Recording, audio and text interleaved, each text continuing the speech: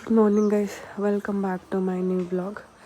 ಇವತ್ತು ನಂಗೆ ಸಿಕ್ಕಾಪಟ್ಟೆ ಹುಷಾರಿಲ್ಲ ಗೈಸ್, ಫುಲ್ ಶೀತ ಆಗಿಬಿಟ್ಟಿದೆ. ಮಳೆ ನೋಡಿ ಬರ್ತಾನೇ ಇದೆ. ಮಳೆಗೆ ಆ ಮಣ್ಣು ಮಿಕ್ಸ್ ಆಗಿ ಇನ್ನೂ ಅಸಹ್ಯ ಮಾಡಿಬಿಟ್ಟಿದೆ ಪಾಪ. ಬನ್ನಿ ಹೋಗೋಣ, ಬಿಸಿನೀರು ಕುಡಿದು ತಿಂಡಿ ತಿನ್ನೋಣ. ಸ್ವಲ್ಪ ವಾಯ್ಸೇ ಬರ್ತಾಯಿಲ್ಲ. ಸಾರಿ, ನನ್ನ ಬ್ಯಾಕ್ಗ್ರೌಂಡ್ ವಾಯ್ಸಲ್ಲಿ ಮೇ ಬಿ ನಿಮಗೆ ಕ್ಲಿಯರಾಗಿ ಕೇಳಿಸ್ದೇ ಇರ್ಬೋದು, ಬಿಕಾಸ್ ನನಗೆ ತುಂಬ ಹೆವಿ ಕೋಲ್ಡ್ ಆಗಿಬಿಟ್ಟಿದೆ. ಸೊ ಏನಂತಂದರೆ, ಫಸ್ಟ್ ಹೋಗಿದ ತಕ್ಷಣ ಬ್ಲ್ಯಾಕ್ ಟೀ ಮಾಡಿದೆ. ಅಂದರೆ ನಮ್ಮಮ್ಮ ಇಟ್ಟಿದ್ರು, ಶುಂಠಿ ಹಾಕಿ ಬ್ಲ್ಯಾಕ್ ಟೀ ಮಾಡೋಕ್ಕೆ ಇಟ್ಟಿದ್ರು. ಅದ್ರ ಜೊತೆಗೆ ಇವತ್ತು ಮಟನ್ ಮತ್ತು ಬಿರಿಯಾನಿ ಇತ್ತು. ಸೊ ಅದನ್ನು ಬಿಸಿ ಮಾಡ್ತಾ ಇದ್ದೆ ತಿನ್ನೋಣ ಅಂಥೇಳಿ. ನನಗೆ ಇದೇ ತಿನ್ನಬೇಕು ಅದೇ ತಿನ್ನಬೇಕು ಅಂತೇನಿಲ್ಲ ಗೈಸ್. ನಿನ್ನೆದು ಕೊಟ್ಟರು ತಿಂತೀನಿ, ಇವತ್ತಿನ ಕೊಟ್ಟರು ತಿಂತೀನಿ. ಒಟ್ಟಿನಲ್ಲಿ ಊಟ ಸಿಕ್ಕರೆ ಸಾಕು ಅಷ್ಟೇ. ಇದು ನಮ್ಮಮ್ಮಗೆ ನನಗೆ ಬ್ಲ್ಯಾಕ್ ಟೀ.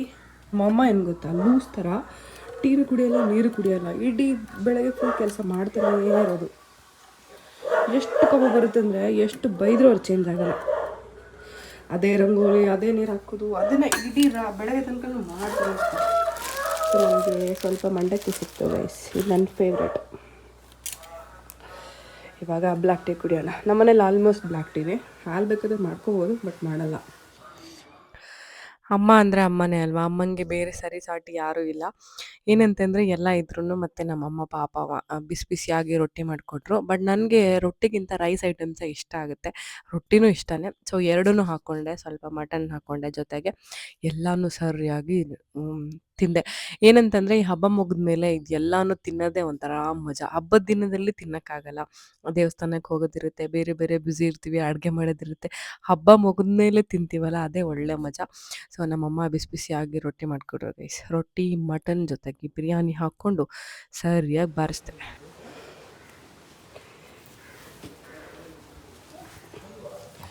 ಗೈಸ್, ಮಳೆ ಬರ್ತಾನೆ ಇದೆ.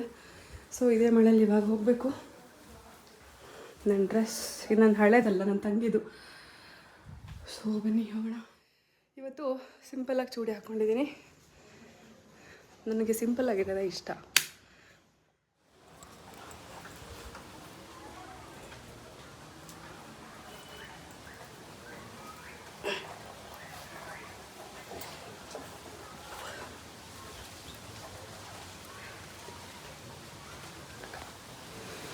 ಗೈಸ್, ಕಾರ್ ಕೀನ ಬಿಟ್ಟೋಗ್ಬಿಟ್ಟಿದ್ದೀನಿ. ಸೊ ಬನ್ನಿ ತಗೊಳ್ಳೋಣ. ಅಯ್ಯಪ್ಪ, ಎಷ್ಟು ಮಳೆ ಅಂತೀರಪ್ಪ.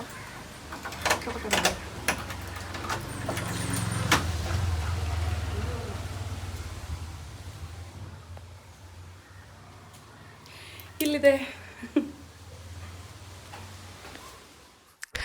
ಸೊ ನಾನು ಎಲ್ಲಿಗೆ ಹೋಗ್ತಿದ್ದೀನಿ ಅಂತ ನೋಡ್ತಿದ್ದೀರಾ. ಇವತ್ತು ನಮ್ಮ ಅಕ್ಕ ಅವರ ಮನೆಯಲ್ಲಿ ಆರಿದ್ರ ಮಳೆ ಹಬ್ಬ ಇದೆ.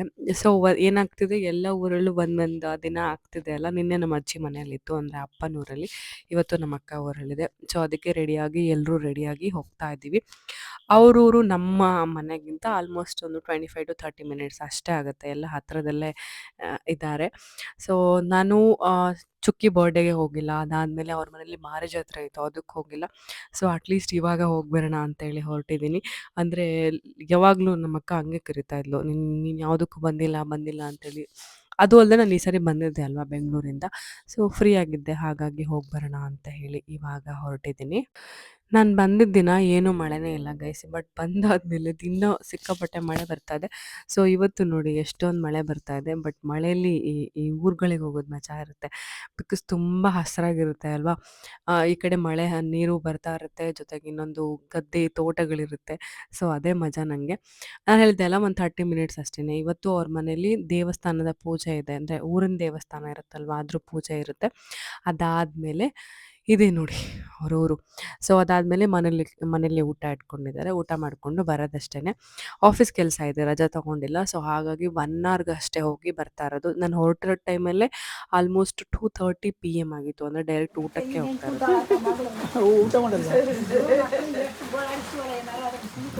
ಏನಲ್ಲೇ ಕಳ್ಳ ಊಟ ಮಾಡಿದ್ನವ. ಬಾಯ್ ಮಾಡು ಮಗ, ಬಾಯ್ ಮಾಡು, ಬಾಯ್ ಮಾಡು, ಟಾಟಾ ಟಾಟಾ, ಬಾಯ್ ಮಾಡು. ಅಲ್ಲಿ ಕೆಲಸ.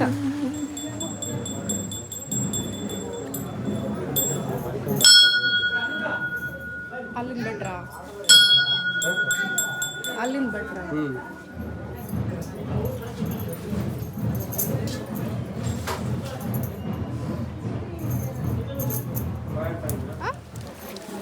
ಹೇಳುವ ದೇವ್ರ ಹತ್ರ ಏನು ಕೇಳ್ಕೊಂಡೆ ಅವ್ರದ್ದು ಪುಟಾಣಿ ದೇವಸ್ಥಾನ. ಬಟ್ ಆ ದೇವಸ್ಥಾನದಲ್ಲಿ ತುಂಬ ದೇವರುಗಳನ್ನ ಇಟ್ಟಿದ್ದಾರೆ. ಅದಕ್ಕೂ ಒಂದು ಕತೆ ಇದೆ. ಸೊ ದೇವಸ್ಥಾನಕ್ಕೆ ಹೋಗಿ ಪೂಜೆ ಮುಗಿಸ್ಕೊಂಡು ಅಲ್ಲಿಂದ ಅವ್ರೇನಂತಂದ್ರೆ ಅದು ಕೆಂಡದಲ್ಲಿ ನಡೀತಾರಲ್ಲ ಅದಕ್ಕೂ ಕೂಡ ಸಿದ್ಧತೆಯನ್ನ ಮಾಡ್ಕೊಂಡಿದ್ರು ನಾನು ಹೋಗಿ ಟೈಮಲ್ಲಿ.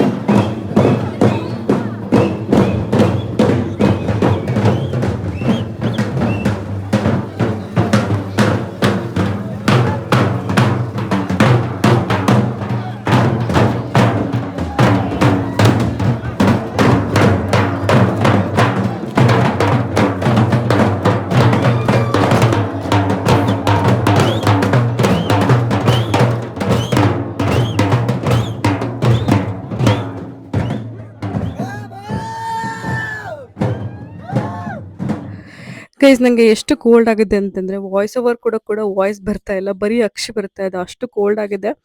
ಜ್ವರ ಬರೋ ಆಲ್ಮೋಸ್ಟ್ ಮುನ್ಸೂಚನೆ ಇದೆ ನನಗೆ. ಬಟ್ ಬರ್ದಿರೋ ಥರ ಅವಾಯ್ಡ್ ಮಾಡ್ತಾ ಇದ್ದೀನಿ, ಬಿಸಿನೀರೇ ಕುಡಿತಾ ಇದ್ದೀನಿ. ಏನಾಗ್ತಿದೆ ಅಂದರೆ ಪ್ರತಿ ಊರಿಗೆ ಹೋದಾಗ ನೀರು ಚೇಂಜ್ ಆಗುತ್ತೆ. ಯೂಶ್ವಲಿ ನಂಗೆ ನೀರು ಚೇಂಜ್ ಆದಾಗ ಏನು ಆ ಥರ ಅನಿಸಲ್ಲ, ಬಟ್ ಈ ಸರಿ ಏನೋಪ್ಪ ತುಂಬ ಕೋಲ್ಡ್ ಅಂತ ಅನಿಸ್ತಾ ಇದೆ.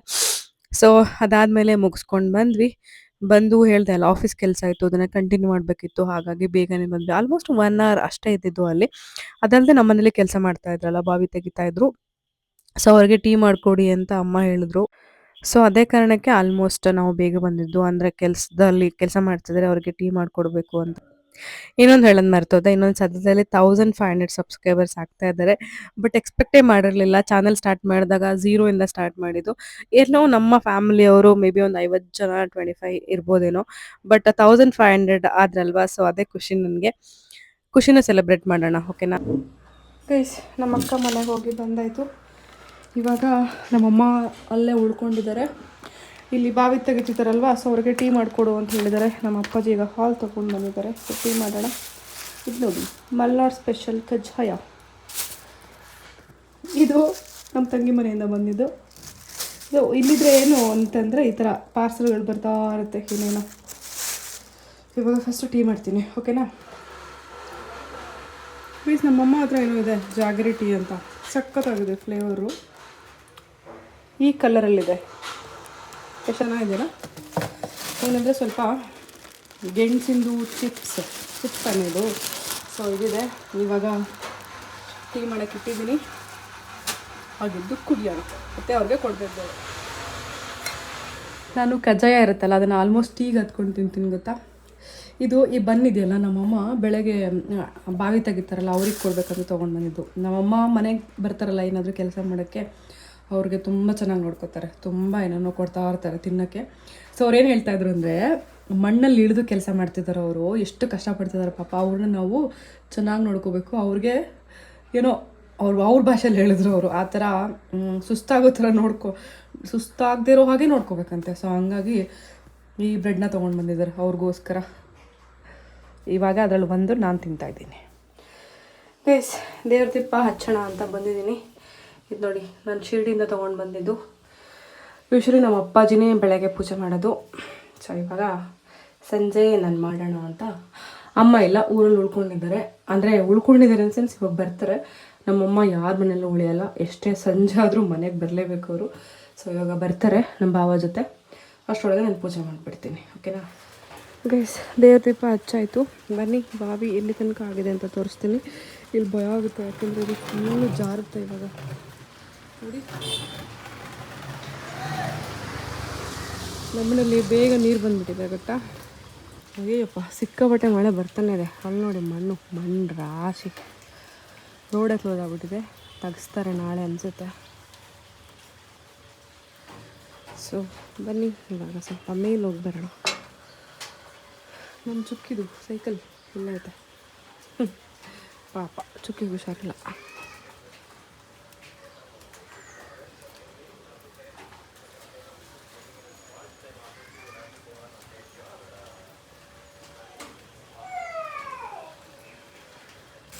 ಗೈಸ್ ನೋಡಿ, ಇಲ್ಲೇನಿದೆ ಗೊತ್ತಾ, ನಾನು ನಿಮಗೆ ತೋರಿಸ್ತೀನಿ.